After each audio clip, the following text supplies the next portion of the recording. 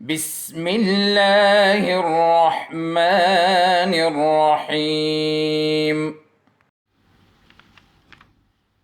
اعوذ باللہ من الشیطان الرجیم، بسم اللہ الرحمن الرحیم۔ عزیز طلبہ و طالبات، السلام علیکم۔ امید کرتی ہوں کہ آپ سب خیریت سے ہوں گے۔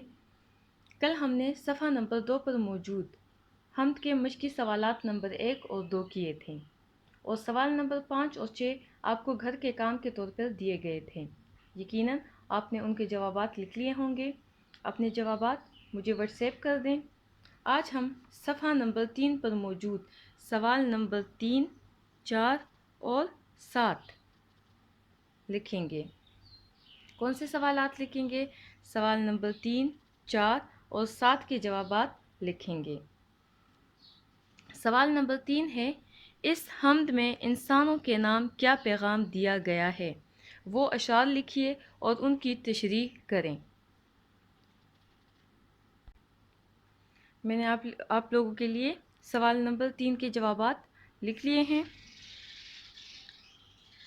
تشریح کا سوال تھا، سوال نمبر 3 تھا، اس حمد میں انسانوں کے نام کیا پیغام دیا گیا ہے؟ وہ اشعار لکھیے اور ان کی تشریح کیجیے۔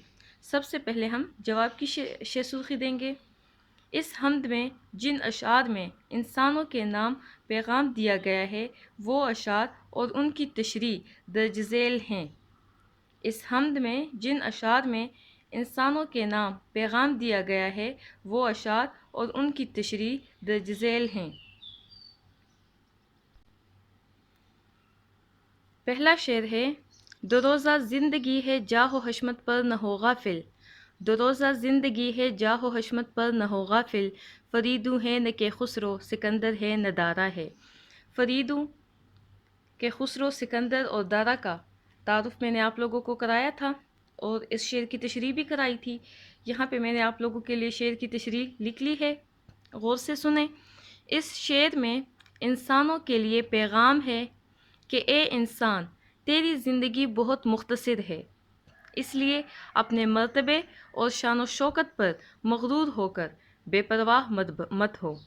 اعلیٰ مرتبے والے بادشاہوں، فریدوں کہ خسرو، سکندر اور دارا کا انجام یاد رکھو، ان کے ساتھ ان کی شان و شوکت بھی ختم ہو گئی، تیرا بھی یہی انجام ہے۔ کیا جواب ہے اس کا؟ اس شعر میں انسانوں کے لیے پیغام ہے کہ اے انسان، تیری زندگی بہت مختصر ہے، اس لیے اپنے مرتبے اور شان و شوکت پر مغرور ہو کر بے پرواہ مت ہو۔ کس چیز پہ مغرور نہیں ہونا چاہیے؟ مرتبے اور شان و شوکت پر۔ اعلیٰ مرتبے والے بادشاہوں، فریدوں کہ خسرو، سکندر اور دارا کا انجام یاد رکھو، ان کے ساتھ ان کی شان و شوکت بھی ختم ہو گئی، تیرا بھی یہی انجام ہے۔ یہ تشریح تھی شعر نمبر 1 کی۔ اب ہم شعر نمبر 2 کی طرف بڑھتے ہیں۔ عزیز طلبہ و طالبات، شعر نمبر 2 ہے، یہ جب تک سانس چلتی ہے سمجھتے ہو ہم ہی ہم ہیں، یہ جب تک سانس چلتی ہے سمجھتے ہو ہم ہی ہم ہیں، اجل جب سر پہ آ پہنچی تو پھر کیا بس ہمارا ہے۔ شعر نمبر 2 کیا ہے؟ یہ جب تک سانس چلتی ہے سمجھتے ہو ہم ہی ہم ہیں، یہ جب تک سانس چلتی ہے سمجھتے ہو ہم ہی ہم ہیں، اجل جب سر پہ آ پہنچی تو پھر کیا بس ہمارا ہے۔ اس کی تشریح ہے، مندرجہ بالا شعر میں شاعر انسانوں کو خبردار کر رہا ہے۔ کیا کر رہا ہے؟ انسانوں کو خبردار کر رہا ہے کہ اے انسان، ہماری غفلت کی انتہا ہے کہ جب تک ہم زندہ ہیں تو یہی سمجھتے ہیں کہ بس ہم ہی اس دنیا میں رہنے والے ہیں۔ ہماری غفلت کی انتہا کیا ہے؟ کہ جب تک ہم زندہ ہیں تو یہی سمجھتے ہیں کہ بس ہم ہی اس دنیا میں رہنے والے ہیں، سب کچھ ہمارا ہی ہے، سب کچھ بس ہم ہی ہیں، مگر جب موت سر پر آ پہنچتی ہے تب ہمیں اندازہ ہوتا ہے کہ اس دنیا میں کچھ بھی ہمارا نہیں تھا، نہ ہی یہ دنیا ہمارے لیے تھی۔ کیا تشریح ہے اس کی؟ ایک بار پھر غور سے سن لیجئے۔ مندرجہ بالا شعر میں شاعر انسانوں کو خبردار کر رہا ہے کہ اے انسان، ہماری غفلت کی انتہا ہے کہ جب تک ہم زندہ ہیں تو یہی سمجھتے ہیں کہ بس ہم ہی اس دنیا میں رہنے والے ہیں، سب کچھ ہمارا ہی ہے، سب کچھ بس ہم ہی ہیں، مگر جب موت سر پر آ پہنچتی ہے تب ہمیں اندازہ ہوتا ہے کہ اس دنیا میں کچھ بھی ہمارا نہیں تھا، نہ ہی یہ دنیا ہمارے لیے تھی۔ یہ تھی شعر نمبر 2 کی تشریح۔ اب ہم شعر نمبر 3 کی طرف بڑھتے ہیں۔ عزیز طلبہ و طالبات، شعر نمبر 3 ہے: کرو طاعت خدا کی بس وہی معبود برحق ہے، کرو طاعت خدا کی بس وہی معبود برحق ہے، اسی کی شان یکتائی جہاں میں آشکارا ہے۔ کیا ہے تیسرا شعر؟ کرو طاعت خدا کی بس وہی معبود برحق ہے، کرو طاعت خدا کی بس وہی معبود برحق ہے، اسی کی شان یکتائی جہاں میں آشکارا ہے۔ اس شعر میں شاعر انسان کو نصیحت کرتا ہے کہ صرف اسی اللہ تعالیٰ کی عبادت کرو جو سچا معبود ہے، جس کے علاوہ کوئی اور عبادت کے لائق نہیں ہے، جو اکیلا ہے، واحد ہے اور پوری کائنات اسی کی وحدانیت کا مظہر ہے، پوری کائنات میں اسی کی وحدانیت ظاہر ہے، دکھائی دیتی ہے۔ کیا تشریح ہے اس شعر کی؟ شاعر اس شعر میں انسان کو نصیحت کرتا ہے کہ صرف اسی اللہ تعالیٰ کی عبادت کرو جو سچا معبود ہے، جس کے علاوہ کوئی اور عبادت کے لائق نہیں ہے، جو اکیلا ہے، واحد ہے اور پوری کائنات اس کی وحدانیت کا مظہر ہے، پوری کائنات میں اس کی وحدانیت ظاہر ہے، دکھائی دیتی ہے۔ یہ تھی شعر نمبر 3 کی تشریح۔ اب ہم شعر نمبر 4 کی طرف بڑھتے ہیں۔ شعر نمبر 4 ہے: اگر اعمال اچھے ہیں تو پاؤ گے بڑے درجے، اگر اعمال اچھے ہیں تو پاؤ گے بڑے درجے، سمجھ لو امتحان اس دار فانی میں تمہارا ہے۔ کیا شعر ہے؟ اگر اعمال اچھے ہیں تو پاؤ گے بڑے درجے، سمجھ لو امتحان اس دار فانی میں تمہارا ہے۔ اس کی تشریح ہے: اس شعر میں بھی شاعر انسان کو نصیحت کرتا ہے کہ اے انسان، آخرت میں مرتبہ اور بڑا درجہ حاصل کرنا ہے تو تجھے اس دنیا میں اپنے اعمال اچھے کرنے ہوں گے۔ اس شعر میں بھی شاعر انسان کو نصیحت کرتا ہے کہ اے انسان، آخرت میں مرتبہ اور بڑا درجہ حاصل کرنا ہے تو تجھے اس دنیا میں اپنے اعمال اچھے کرنے ہوں گے۔ تو نیک اور اچھے اعمال کرے گا تو یقیناً تجھے آخرت میں اعلیٰ درجات ملیں گے۔ سمجھ لو یہ دنیا ایک امتحان گاہ ہے اور تیرے اعمال ایک آزمائش ہیں، لہٰذا نیک اعمال کرو اور اس امتحان میں کامیابی حاصل کرو۔ ایک بار پھر تشریح سن لیجئے۔ اس شعر میں بھی شاعر انسان کو نصیحت کرتا ہے کہ اے انسان، آخرت میں مرتبہ اور بڑا درجہ حاصل کرنا ہے تو تجھے اس دنیا میں اپنے اعمال اچھے کرنے ہوں گے۔ تو نیک اور اچھے اعمال کرے گا تو یقیناً تجھے آخرت میں اعلیٰ درجات ملیں گے۔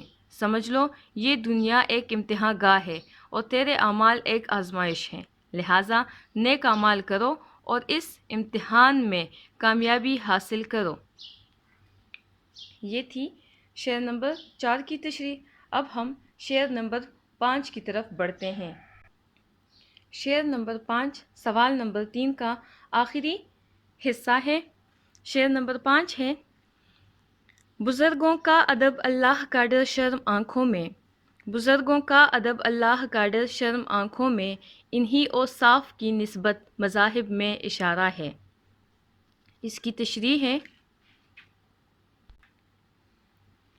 اس شعر میں شاعر انسان کو ایک بہترین انسان کے اوصاف بتاتا ہے۔ کیا بتاتا ہے؟ ایک بہترین انسان کے اوصاف یعنی خوبیاں، کہ ایک اچھے انسان کی خوبیاں یہ ہیں کہ وہ ہمیشہ بزرگوں کی عزت کرتا ہے، بزرگوں کا احترام کرتا ہے اور اپنے اعمال کے متعلق اللہ تعالیٰ سے خوف کھاتا ہے۔ یعنی کیا خوبیاں ہیں؟ بزرگوں کا احترام کرتا ہے، بزرگوں کی عزت کرتا ہے اور اپنے اعمال کے متعلق اللہ تعالیٰ سے خوف کھاتا ہے، اور اس کی آنکھوں میں شرم و حیا ہوتی ہے۔ آنکھوں میں کیا ہوتی ہے؟ شرم و حیا ہوتی ہے، وہ بے باک نہیں ہوتا۔ یہ انسان کی ایسی خوبیاں ہیں جن کی تعلیم نہ صرف مذہب اسلام دیتا ہے بلکہ دوسرے مذاہب میں بھی ان خوبیوں کو اپنانے کی تعلیم دیتے ہیں۔ دوبارہ تشریح سن لیں۔ اس شعر میں شاعر انسان کو ایک بہترین انسان کے اوصاف بتاتا ہے کہ ایک اچھے انسان کی خوبیاں یہ ہیں کہ وہ ہمیشہ بزرگوں کی عزت کرتا ہے، بزرگوں کا احترام کرتا ہے، اپنے اعمال کے متعلق اللہ تعالیٰ سے خوف کھاتا ہے اور اس کی آنکھوں میں شرم و حیا ہوتی ہے، وہ بے باک نہیں ہوتا۔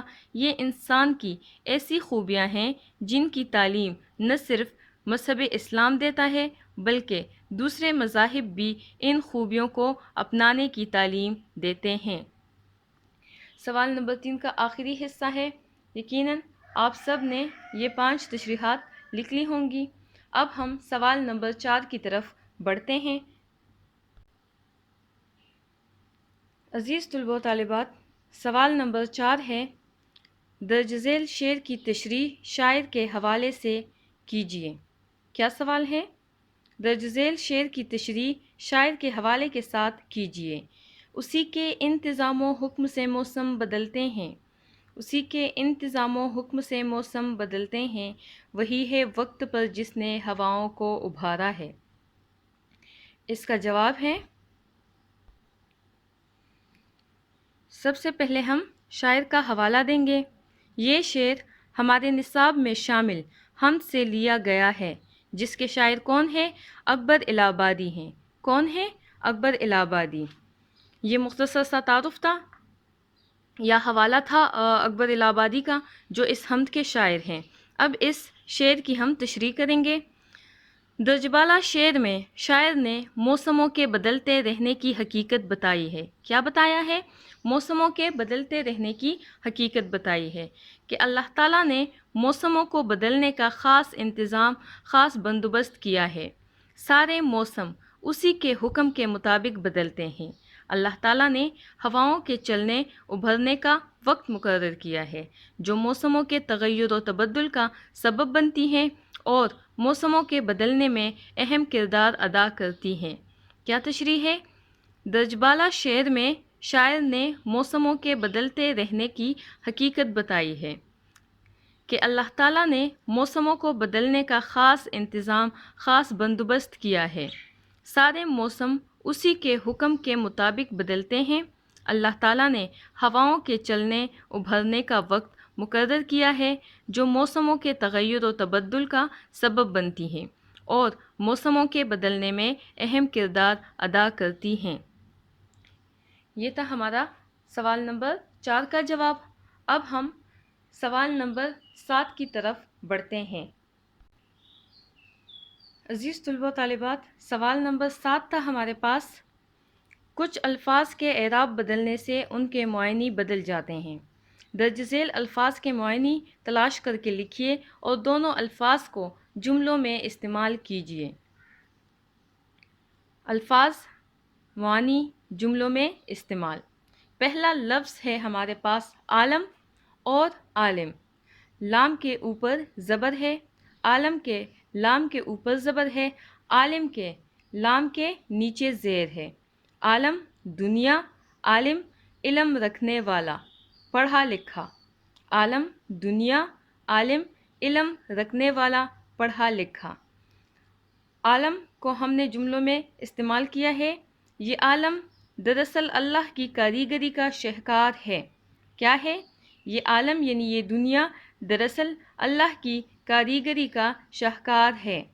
عالم علم رکھنے والا، پڑھا لکھا۔ بغداد سے آیا ہوا عالم عربی قواعد کا ماہر تھا۔ بغداد سے آیا ہوا عالم عربی قواعد کا ماہر تھا۔ دوسرا لفظ ہے جلانا، آگ لگانا۔ جلانا زندہ کرنا۔ یہاں جیم کے اوپر زبر ہے، یہاں جیم کے نیچے زیر ہے۔ جلانا آگ لگانا، جلانا زندہ کرنا۔ جلانا کا جملہ ہے، امی نے لکڑیاں جلا کر کھانا پکایا۔ امی نے کیسے کھانا پکایا؟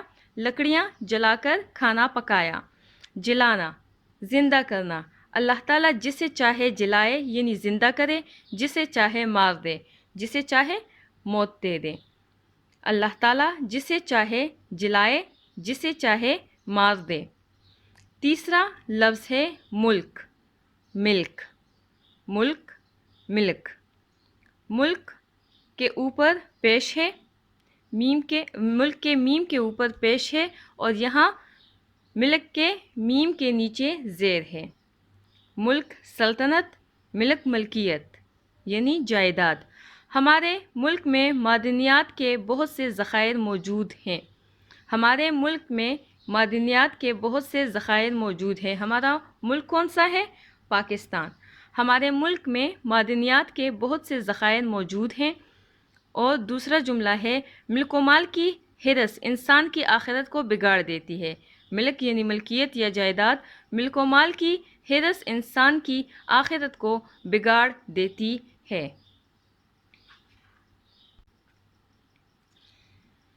پھر ہے دکھانا اور دکھانا۔ یہاں دکھانا میں دال کے اوپر پیش ہے اور دکھانا کے دال کے نیچے زیر ہے۔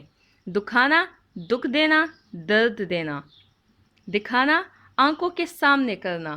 کوئی چیز جب آپ کسی کی آنکھوں کے سامنے کرتے ہیں تو اس شخص کو وہ چیز دکھانے کی کوشش کرتے ہیں۔ روبرو کرنا، پیش کرنا، سامنے کرنا۔ لفظ دکانا پہ جملہ ہے سچا اور باعمل مسلمان کسی کا دل دکانے کا سوچ بھی نہیں سکتا۔ سچا اور باعمل مسلمان کسی کا دل دکھانے کا سوچ بھی نہیں سکتا۔ دکھانا آنکھوں کے سامنے کرنا، روبرو کرنا، پیش کرنا۔ نوید اپنے دوستوں کو بچپن کی تصاویر دکھانا پسند کرتا ہے۔ کیا کرتا ہے نوید؟ نوید اپنے دوستوں کو بچپن کی تصاویر دکھانا پسند کرتا ہے۔ ایک بار پھر سن لیجئے، دکھانا سچا اور باعمل مسلمان کسی کا دل دکھانے کا سوچ بھی نہیں سکتا۔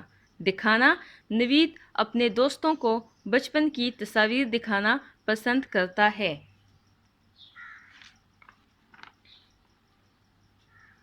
عزیز طلباء و طالبات، ہم نے مشقی سوالات کے جوابات لکھ لیے ہیں۔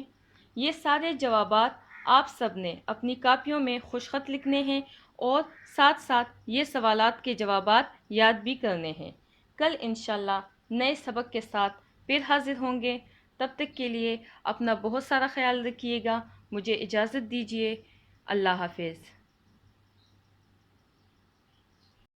اللهم انفعنا بما علمتنا وعلمنا ما ينفعنا وزدنا علما